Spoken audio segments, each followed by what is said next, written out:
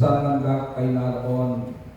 Patuloy po tayong abutin ng kamay ng makapangyarihang Diyos at maranasan natin ang kanyang pangako sa ating buhay, isang buhay na ganap at kasiyasiya.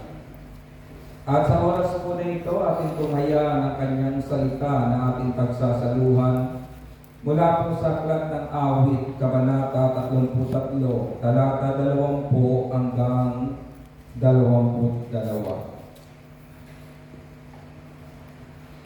Psalms chapter 33, verse 20 to 22. We wait in hope for the Lord. He is our help and our shield. In Him our hearts rejoice, for we trust in His holy name. May your unfailing love be with us, Lord, even as we put our hope in you. Ang ating pag-asa ay nasa Panginoon. Siya ang sanggalang natin at katulong. Dahilan sa Kanya kami natutuwa, sa Kanyang ngalan ay nagtitiwala. Ipagkaloob mo na aming makamit, O Yahweh, ang iyong wagas na pag-ibig.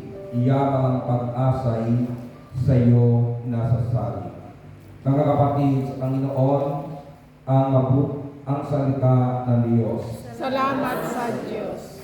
Purihin ang Panginoon, Glory to God, Glory to Jesus.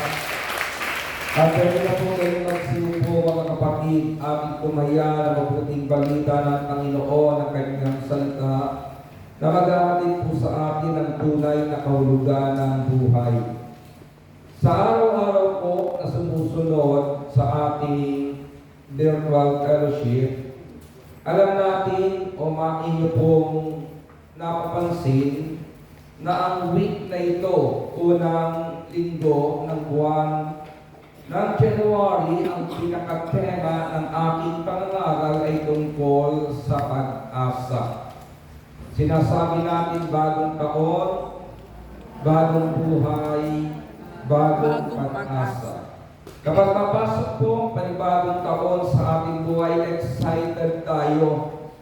Lalo na tayo mga anak ng Diyos sapagkat alam natin kung may pangyayari ng naganap na di kagandahan ng nakalipas na panahon ng ating buhay, sa panibagong taon, mga kapatid, makakaanpas tayo sa ganitong sitwasyon.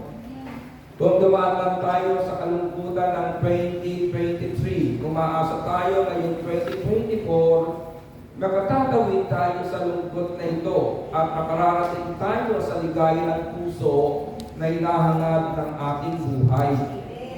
Kung mayroon lang tayong mga utang pang kasama na pumasok ng 2024, mayroon kang pag-asa sa puso. Ngayong 2024, makaalaya na ako. Amen? Kung mayroon kang hulugan, anong sasabihin mo? Ilang buwan na lang, tapos na ako. So matatapos ka ng hulugan ngayong 2024, kung hindi ka kukuha uli ng hulugan. Pero kung kukuha ka, papasok ka uli ng panibagong taon. Pero gusto kong sabihin, mga kapatid, as a preacher, sa tagal ko na pong nangaral ng salita ng Diyos, aking inilalaan talaga ang unang linggo ng kada taon na pag-usapan ng tungkol sa pag-asa, sapagkat yan po ang hatid ng sanggol na isinilang sa sabsaban. Noong panahon iyon, mahirap ang kalagayan ng mga Israelita. Hirap sila sa pamamahala ng lipunang kanilang kinalalagyan. Hirap sila sa reliyong namamayani sa kanila ng panahong iyon.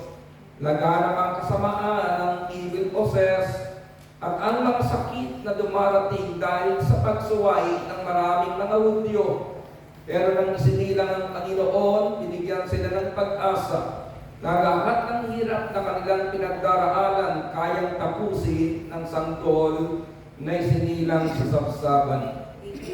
Kaya pagkatapos po ng Christmas, pasok tayo sa New Year.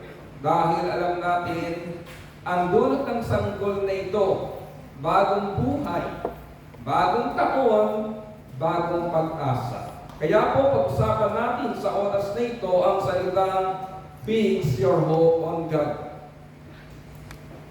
Nang nakaraang araw, naibigay ko po yung mga title na Enduring Hope, Part 1 and Part 2, and then yung Prisoners of Hope. Kahapon sa Friday group, yung salitang Putting Your Hope in God. Ngayon, fix your hope on God. Na ibig sabihin, tumasa tayo sa Diyos. Ibigay po natin ang pagtitiwala natin ng pag-asa na may magagawa ang Diyos na ating pinaglilingkuran. Madalas niyang marinig sa akin ang salitang ang taong kalmado laging panalo. At ito po mga kapatid ay pinagsusumikapan kong i-practice araw-araw sa aking buhay. Kahit may dumating na di mainam na mga balita, kahit mayroon akong makita na hindi mainam sa aking paningin, kahit dumaan ako sa isang di mainam na sitwasyon, lagi kong sinasabi sa aking puso ang salitang, ang taong kalmado, laging panalo. Saan ko po hinugot ang ganitong katwiran ng aking buhay? Una mga kapatid, naniniwala ako sa salitang, God is good. Ang Diyos ay mabuting Diyos. At kung tayo po ay naniniwalang anak tayo ng Diyos, naglalaan ang Panginoon ng mabuting bagay sa ating buhay. Ikalawa po, kakibat ng salitang ito, yung salitang God is in control. Ang Diyos ang may hawak, tangan ng lahat ng bagay. Kaya ang 2024 ng ating buhay, hindi yan hawak ng iyong problema. Hindi yan hawak ng iyong asawa. Hindi yan hawak ng mga taong nagbibigay ng pagkainis ng iyong emosyon. Ang 2024 ng ating buhay, hawak ng Diyos, hawak ng Panginoon. Kaya kung naniniwala kang hawak ng Panginoon, anuman ang sitwasyon, kalmado ka. Dahil may Diyos na mabuting may hawak o may control ng iyong pinagdaraanan. At ang ikatlo, yung salitang God is faithful. Ang Diyos ay isang Diyos na tapat. Kung nagbabasa po kayo ng Old Testament, makikita ninyo, walang pinangakuan ng Diyos na hindi niya tinupad. Si Abraham naghintay ng 25 taon, pero hindi po nakalimot ang Diyos. Ibinigay si Isaac na pinagmula ng saling lahi ng mga taong may pagkatakot sa Diyos. At hindi lang yan mga kapatid, ang bayang Israel nag-stay sa Egypt for almost 430 years. Naging alipin sa loob ng 400 taon, pero isang araw kinausap ng Diyos si Moises.